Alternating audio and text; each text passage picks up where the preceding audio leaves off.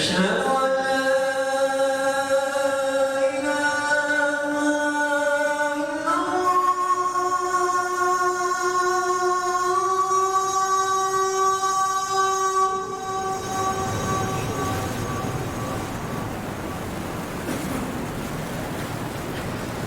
أشهد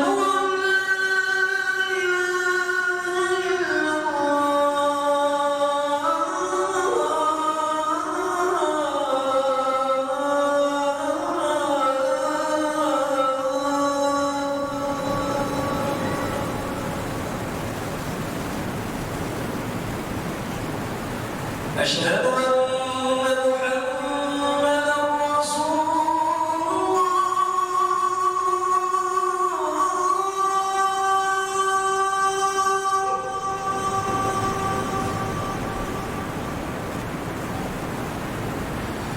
أشهد أن محمدًا رسول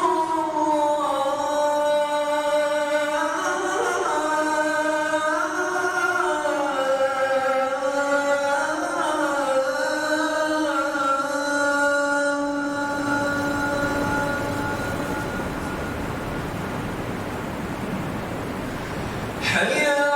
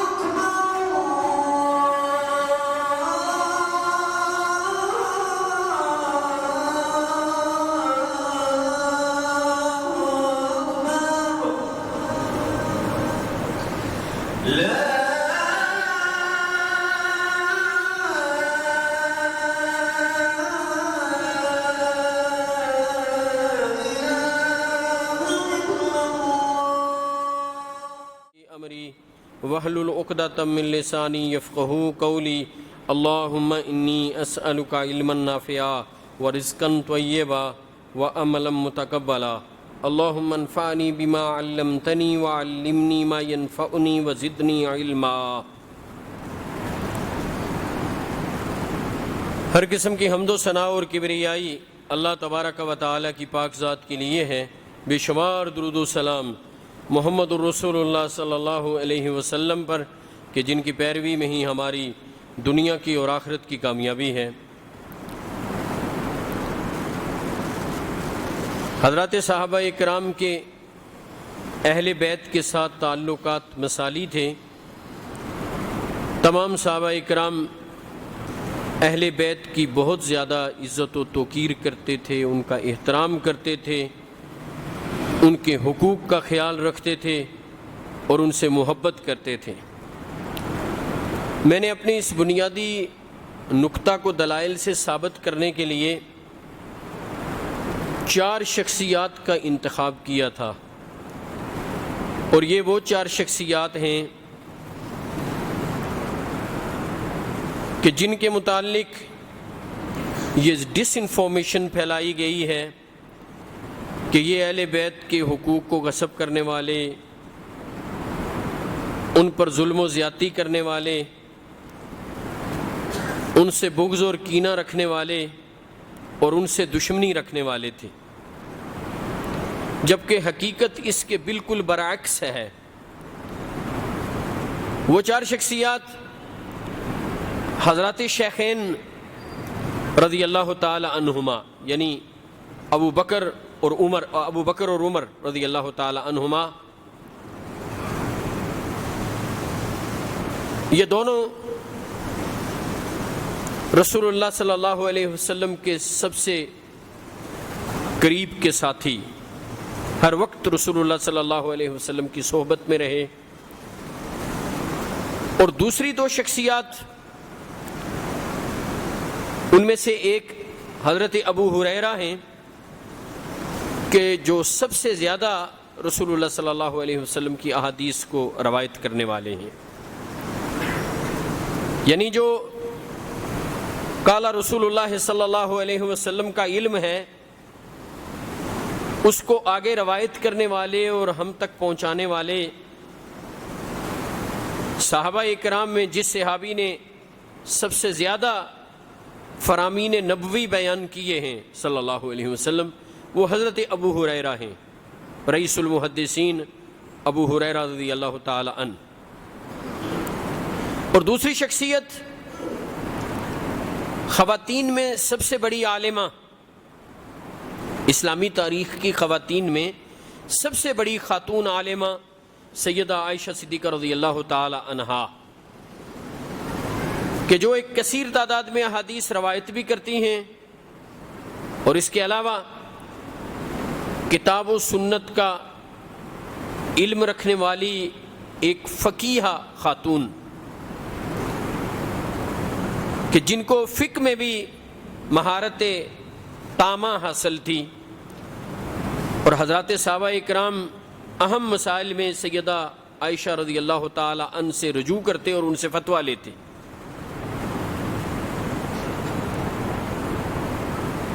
ستم کی بات یہ ہے کہ ان چاروں کے متعلق رافضیوں کے خیالات بڑے خطرناک اور خوفناک ہیں۔ ان میں دو شخصیات کے متعلق تقریباً میں آج بات مکمل کر لوں گا۔ حضرت ابوبکر صدیق کے متعلق میں نے تفصیل سے ذکر کیا کہ ان کے اہل بیت کے ساتھ تعلقات کیسے تھے، پھر حضرت عمر کے تعلقات کا تذکرہ کیا۔ حضرت عمر کے تعلقات جو اہل بیت کے ساتھ انتہائی اچھے اور بہترین تھے، ان تعلقات کے حوالے سے آج آخری بات عرض کروں گا، اور اس کے بعد حضرت ابو ہریرہ کے حوالے سے بات شروع ہوگی۔ بنیادی نقطہ آپ ذرا سمجھیں جو میں نے آپ کو سمجھایا ہے اور جس پر دلائل دیے ہیں، کہ حضرات صحابہ اکرام کے اہل بیت کے ساتھ تعلقات انتہائی مثالی اچھے تھے۔ تمام صحابہ اکرام اہل بیت سے محبت کرنے والے، ان کا احترام کرنے والے، ان کے حقوق کی ادائیگی کرنے والے، اور رسول اللہ صلی اللہ علیہ وسلم کے اس فرمان پر پوری طرح عمل کرنے والے جو آپ نے غدیر خم کے موقع پر ارشاد فرمایا تھا، اذکرکم اللہ فی اہل بیتی، اذکرکم اللہ فی اہل بیتی، اذکرکم اللہ فی اہل بیتی۔ اور میں نے اس پر دلائل دیے ہیں چار شخصیات کا انتخاب کر کے، جن میں سے دوسری شخصیت کے متعلق آخری دلیل آج کے اس خطبے میں دوں گا۔ اس لیے بات آپ سمجھیے، گزشتہ تمام خطبات کا خلاصہ یا جو نقطہ میں آپ کو سمجھانا چاہتا ہوں وہ سمجھیے۔ میں نے گزشتہ خطبے میں یہ عرض کیا تھا کہ رسول اللہ صلی اللہ علیہ وسلم کے عبداللہ ابن عباس رضی اللہ تعالی عنہ کے ساتھ انتہائی بہترین تعلقات، اور عبداللہ ابن عباس نے حضرت عمر کے جان کنی کے عالم میں وہاں پہنچ کر جو شہادت دی تھی، صحیح بخاری میں ہے، وہ بھی میں نے آپ کے سامنے گزشتہ خطبے میں رکھی تھی، کہ آ کے حضرت عمر کو مخاطب کر کے کہنے لگے لقد صحبت رسول اللہ صلی اللہ علیہ وسلم فاحسنت صحبته ثم فارقته وهو عنك راز۔ اے عمر، آپ نے رسول اللہ صلی اللہ علیہ وسلم کی صحبت میں وقت گزارا ہے اور آپ نے ان کے ساتھی ہونے کا حق ادا کیا ہے، اور نبی علیہ السلام دنیا سے اس حال میں گئے ہیں کہ وہ آپ کے ساتھ راضی تھے۔ یہ عبداللہ ابن عباس جیسے جید عالم فرما رہے ہیں جن کا تعلق اہل بیت سے ہے۔ اس سے اگلی بات، عبداللہ ابن عباس کے والد حضرت عباس رضی اللہ تعالی عنہ جو رسول اللہ صلی اللہ علیہ وسلم کے چچا ہیں، آپ کے خاندان سے ہیں اور اہل بیت سے ہیں، حضرت عمر ان کی بہت عزت و تکریم کیا کرتے تھے۔ حضرت عمر حلفاً یہ کہا کرتے تھے، حضرت عمر حلفاً یہ بات کہا کرتے تھے، مجھے حضرت عباس کا اسلام لانا اپنے باپ کے اسلام لانے سے زیادہ عزیز ہے، اس لیے کہ رسول اللہ صلی اللہ علیہ وسلم کو حضرت عباس کا اسلام لانا بہت محبوب تھا۔ جب فتوحات سے بہت سا مال آیا اور لوگوں میں مال کی تقسیم کا وقت آیا، حضرت عمر نے صحابہ اکرام کو جمع کر کے مشورہ کیا اس مال کو کیسے تقسیم کریں۔ عبد الرحمن بن عوف نے مشورہ دیا رضی اللہ تعالی عنہ، ایک جلیل القدر صحابی جو ان 10 لوگوں میں سے ہیں جن کو نام لے کے جنت کی بشارت دے دی گئی، 10 مبشرہ میں سے حضرت عبد الرحمن بن عوف رضی اللہ تعالیٰ عنہ نے مشورہ دیا، امیر المؤمنین اپنے آپ سے شروع کیجئے۔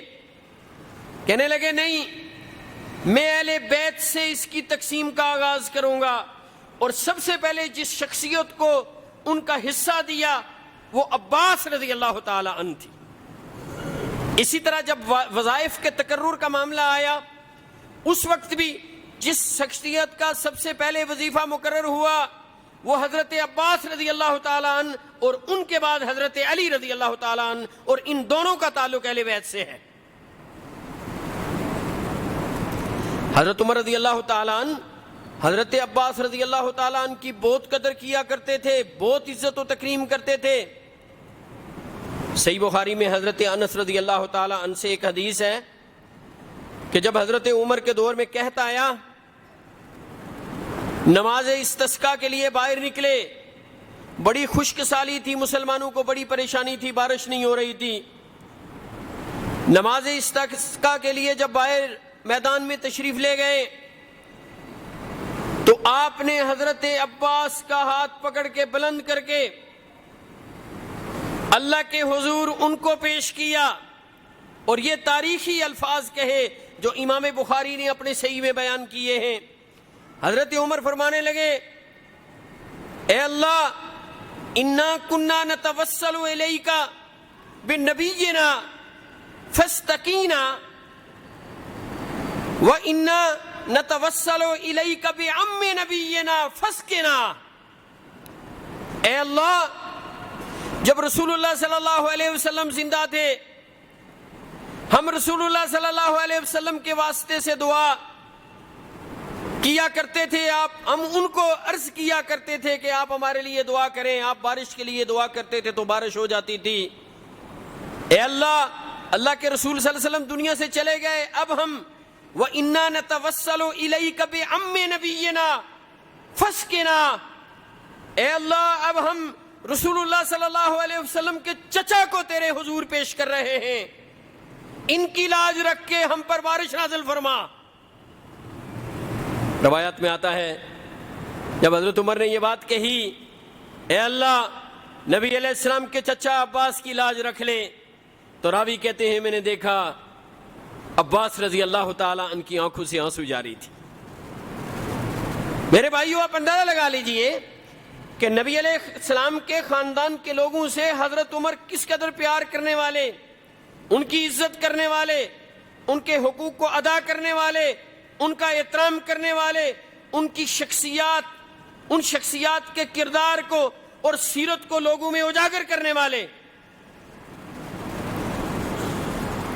حضرت عمر کے اہل بیت کے ساتھ تعلقات پر یہاں میرے دلائل مکمل ہوئے۔ اس کے بعد آگے چلتے ہیں۔ حضرت ابو ہریرہ رضی اللہ تعالی عنہ کہ جو رسول اللہ صلی اللہ علیہ وسلم کے فرامین کو کثرت سے روایت کرنے والے،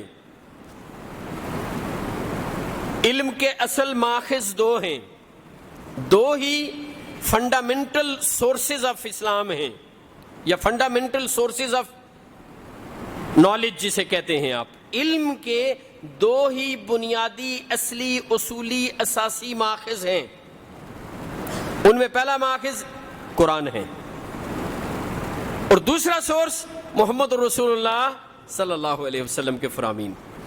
اور حضرت ابو ہریرہ وہ صحابی رسول ہیں رضی اللہ تعالی عنہ جو سب سے زیادہ نبی علیہ السلام کی احادیث کو روایت کرنے والے، اور یہ صرف ہم اہل الحدیث ہی نہیں کہہ رہے، پوری دنیا کے مسلمانوں کا اس پر اجماع ہے، پوری دنیا کے حنفی، شافعی، مالکی، حنبلی، اہل الظواہر، اہل الحدیث، پاکستان میں اہل الحدیث، دیوبندی، بریلوی، سبھی اس بات پر متفق ہیں کہ حضرت ابو ہریرہ سب سے زیادہ احادیث روایت کرنے والے صحابی رسول ہیں رضی اللہ تعالیٰ عنہ۔ اور حدیث رسول اصلی علم ہے، اسی سے آگے دیگر علوم نکلتے ہیں، یہ اصلی علم کا دوسرا ماخذ ہے۔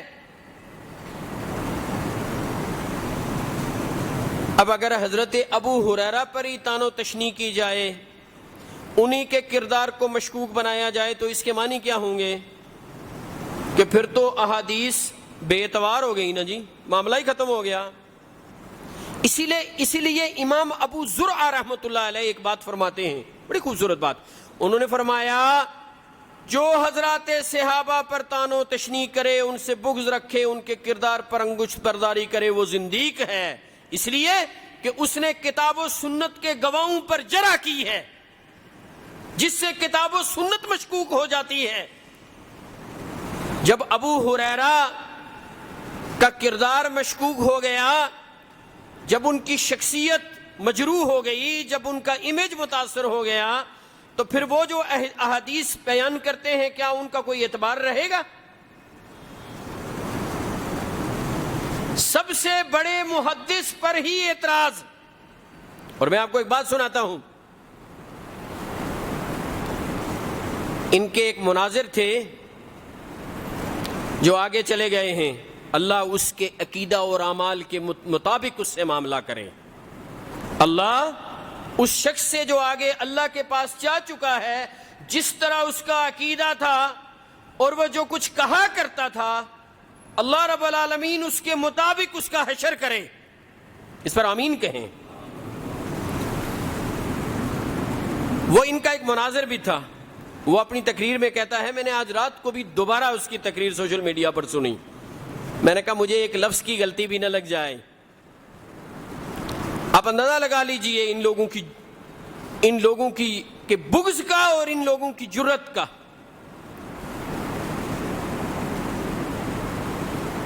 آن ریکارڈ ایک چیز ریکارڈ ہو رہی ہے، اب دیکھیں نا، میری یہ تقریر، میرا یہ خطبہ ریکارڈ ہو رہا ہے، تو اب میں اپنی کی گئی بات سے کیسے انکار کر سکتا ہوں؟ یا مجھے یہ نہیں پتا یہ باتیں ساری نوٹ ہو رہی ہیں؟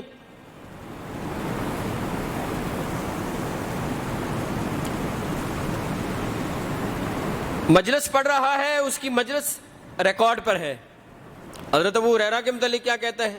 کہتا ہے یہ سب اس کا کیا درا ہے، یعنی اس نے یہ حدیثیں بیان کی ہیں ادھر ادھر سے ساری باتیں، کہ جو بلیوں کا باپ ہے، یعنی توہین سے کہنے لگا او جڑا بلیاں دا پیو سی، وہ پنجابی میں کر رہا ہے، او جڑا بلیاں دا پیو سی۔ اب یہاں بات یہی نہیں ہے، اس سے آگے کیا کہتا ہے؟ کہتا ہے میں آپ کو بات سناتا ہوں، کہتا ہے ایک دن ایسے ہوا کہ ایک شخص مدینے میں آیا اور بہت سا پیاز لے کے آ گیا، اور اس کا پیاز نہیں بک رہا تھا، تو وہ حضرت ابو ہریرہ کے پاس چلا گیا کہ بھائی یہ پیاز کوئی نہیں لے رہا اور میرا نقصان ہو جائے گا، تو بڑی پریشانی ہے، اس کا کیا کروں؟ تو نبی علیہ السلام کے ساتھ ہی رہتا ہے۔ تو حضرت ابو ہریرہ کہنے لگے اچھا اس کا منافع 50-50 ہوگا۔ پھر اب آپ اندازہ لگا لیں، بات کو دیکھیں، اس کا منافع 50-50 ہوگا۔ اس نے کہا اچھا ٹھیک ہے، جا کے لوگوں کو جمع کیا اور کہنے لگے لوگوں، نبی علیہ السلام نے فرمایا تھا جو آج کے دن سب سے زیادہ پیاز کھائے گا وہ سیدھا جنت میں جائے گا۔ سارے لوگ دوڑتے ہوئے آئے، انہوں نے پیاز خرید لیا، اس سب کا پیاز، اس کا سارا پیاز بک گیا۔ استغفر اللہ، یعنی حضرت ابو ہریرہ نے اپنی دیاڑ لگانے کے لیے نبی علیہ السلام پر جان کر جھوٹ بول دیا، اس کا پیاز بک گیا، ابو ہریرہ کی دیہڑ لگ گئی۔ کائنات کے رب کی قسم، میرا تو حسن ظن ہے، میں نہیں، اہل الحدیث سے نہیں، کوئی بریلوی، کوئی دیوبندی، کوئی مسلمان عالم، وہ کتنا ہی گیا گزرا ہو، اگر اس کو کہا جائے کہ تو نبی علیہ السلام پر جان کے ایک جھوٹ بول، جھوٹی بات نبی علیہ السلام کی طرف منسوب کر، تجھے پوری دنیا دے دی جائے گی، میرا حسن ظن ہے وہ اس بات کے لیے تیار نہیں ہوگا، اگر اس کو پوری دنیا دے دی جائے۔ اس لیے کہ رسول اللہ صلی اللہ علیہ وسلم نے فرمایا من کذب علی متعمدا فلیتبوأ مقعدہ من النار، جو مجھ پر جان کے جھوٹ بولے وہ اپنا ٹھکانہ جہنم میں بنا لے۔ اور یہ کوئی عام صحابی نہیں ہے، سب سے زیادہ حدیثیں روایت کرنے والے صحابی، ایک دیہڑ لگانے کے لیے نبی علیہ السلام پر جھوٹ بولے تو پھر پیچھے کیا رہ جاتا ہے؟ پھر تو سارا اسلام مشکوک ہو گیا۔ اس سے آگے بھی کہتا ہے، اس سے آگے کیا کہتا ہے؟ اب حضرت عائشہ کے متعلق دیکھیں کیا کہہ رہا ہے۔ کہتا ہے حضرت عائشہ نے جب یہ بات سنی تو بلایا حضرت ابو ہریرہ کو اور کہا ابو ہریرہ، یہ نبی علیہ السلام نے کب کہا تھا کہ اس دن پیاز خریدو اور کھاؤ تو تمہیں جنت ملے گی؟ تو کہنے لگا رسول اللہ صلی اللہ علیہ وسلم نے کب کہا تھا؟ آگے حضرت عائشہ سے جواب دے رہے ہیں حضرت ابو ہریرہ، اللہ کے رسول صلی اللہ علیہ وسلم نے کب کہا تھا کہ نبیوں کا ورثہ نہیں ہوتا؟ یعنی تو نے جھوٹ بولا ہے حضرت عائشہ پر، کہ حضرت عائشہ سے کہنے لگا کہ تو نے جھوٹ بولا ہے کہ انبیاء کا جو انبیاء جو ترکہ چھوڑ جاتے ہیں ان کا کوئی وارث نہیں ہوتا۔ چونکہ حضرت عائشہ نے یہ حدیث بیان کی تھی نا کہ بھائی رسول اللہ صلی اللہ علیہ وسلم جو مال چھوڑ کے گئے ہیں اس کے متعلق نبی علیہ السلام فرما کے گئے تھے لا نورث ما ترکناہ صدقہ، ہم انبیاء کے مال کا کوئی وارث نہیں ہوتا، یہ مال صدقہ ہوتا ہے، وہ مال بیت المال میں چلا جاتا ہے اور اس کی آمدنی سے اہل بیت کے اخراجات پورے ہوتے ہیں، وہ اہل بیت میں تقسیم نہیں ہوتا۔ تو اب آپ دیکھ لیجئے کہ حضرت عائشہ کے متعلق یہ بات اور حضرت ابو ہریرہ کے متعلق یہ بات کہ ابو ہریرہ نے پیاز کے حوالے سے یہ جھوٹ بولا، حضرت عائشہ نے وراثت کے حوالے سے وہ جھوٹ بولا۔ ایک بہترین عالم، سب سے زیادہ حدیثیں بیان کرنے والا، اور دوسری خاتون جس پر جھوٹ کا الزام اور جس کے کردار پر انگشت برداری، وہ خواتین میں سب سے بڑی عالمہ، حضرات صحابیات مبشرات میں سب سے بڑی عالمہ سیدہ عائشہ صدیقہ رضی اللہ تعالی عنہ، یہ ابو ہریرہ کے متعلق کہا جاتا ہے ان سے بغض رکھا جاتا ہے، اور یہ بغض اس لیے ہے کہ ان کی بیان کی گئی احادیث پر اعتبار نہ کیا جائے، ہم کہیں ہم اس کو مانتے ہی نہیں ہیں، جب ہم یہ کہہ دیں گے تو پھر ہم جو کہیں گے وہ کریں گے، جو جی میں آئے گا بیان کریں گے۔ اب یہ ابو ہریرہ اہل بیت سے کتنا پیار کرتے ہیں یہ سناتا ہوں۔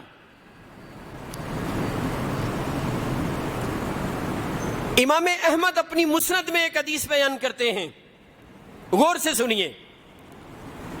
کہتے ہیں نبی علیہ السلام میرے ہاتھ کے سہارے سے چلتے چلتے بنو کینوکا کے بازار سے ایک چکر لگا کر واپس آئے اور آ کر اپنے مصلی پر بیٹھ گئے۔ آپ فرمانے لگے بچہ کدھر ہے؟ بچے کو میرے پاس لاؤ۔ اتنے میں حضرت حسن دوڑتے ہوئے آئے اور نبی علیہ السلام کی گود میں بیٹھ گئے۔ فَأَدْخَلَ فَمَهُ فِي فَمِهِ، تب نبی علیہ السلام نے اپنے منہ مبارک کو حضرت حسن کے منہ میں داخل کر لیا۔ کیا خوش نصیب ہیں حضرت حسن مجتبی رضی اللہ تعالی عنہ کہ جن کے منہ کا رسول اللہ صلی اللہ علیہ وسلم نے بوسہ لیا۔ آپ کے لب مبارک، آپ کی زبان مبارک حضرت حسن کے لب اور منہ سے مس ہوئی۔ کہتے ہیں یہ کون کہہ رہے ہیں؟ ابو ہریرہ رضی اللہ تعالی عنہ۔ مسند احمد میں صحیح سند کے ساتھ یہ حدیث ہے، حسن درجے کی احادیث ہے جس سے استدلال کیا جاتا ہے۔ فَأَدْخَلَ فَمَهُ فِي فَمِهِ، حضور اکرم صلی اللہ علیہ وسلم نے حضرت حسن کا بوسہ لیا، پھر فرمایا اللہم انی احبہ فاحب من یحبہ، اللہم انی احبہ، اللہم انی احبہ فاحب من یحبہ ثلاثہ۔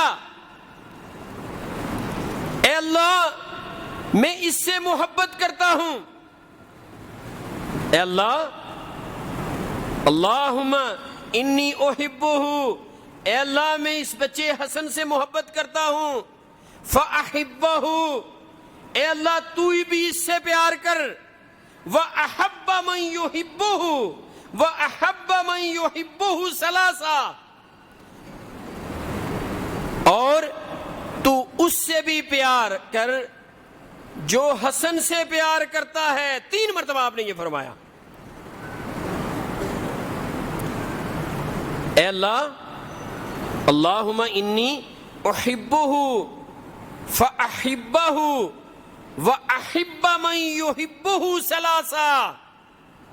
کیا فرمایا؟ پھر دہراتا ہوں، اللہم انی احبہ فاحبہ وَأَحِبَّ مَن يُحِبُّهُ ثَلَاثًا۔ اے اللہ میں حسن سے محبت کرتا ہوں، تو بھی اس سے پیار کر، اور تو ہر اس شخص سے پیار کر جو حسن سے پیار کرنے والا ہے۔ اور یہ بات رسول اللہ صلی اللہ علیہ وسلم نے 3 مرتبہ فرمائی۔ حضرت ابو ہریرہ کہتے ہیں تب سے لے کر جب تک حسن زندہ رہے، فرماتے ہیں ما رأیت الحسن الا فازت عینی، ما رأیت الحسن الا فازت عینی، میں جب بھی حسن کو دیکھتا تھا میری آنکھوں سے آنسو نکل آتے تھے۔ کہتے ہیں یہ بات سن کر اپنی زندگی میں جب بھی میری نظر حسن پر پڑتی میری آنکھوں سے آنسو جاری ہو جاتے۔ کس قدر پیار ہے حضرت ابو ہریرہ کو حضرت حسن سے۔ اور حضرت حسن کون ہیں؟ یہ علی المرتضیٰ کے بیٹے ہیں، یہ سیدہ فاطمہ رضی اللہ تعالی عنہ کا جگر گوشہ ہیں، اور یہ اہل بیت سے ہیں، اور حضرت ابو ہریرہ اہل بیت سے پیار کرنے والے۔ بات اس سے آگے بڑھے گی، وقت ہوا چاہتا ہے۔ میری بات کا خلاصہ یہ ہے کہ حضرات صحابہ اکرام اہل بیت سے پیار کرنے والے، ان سے محبت کرنے والے، ان کا احترام کرنے والے، ان کے حقوق کا خیال رکھنے والے، ان کو خوش رکھنے والے، ان سے راضی، اور صحابہ اکرام کے اہل بیت سے بہترین اور مثالی تعلقات تھے۔ اقول قولی ھذا واستغفر اللہ لی ولکم ولسائر المسلمین۔ سبحان ربک رب العزۃ عما یصفون وسلام علی المرسلین والحمد للہ رب العالمین۔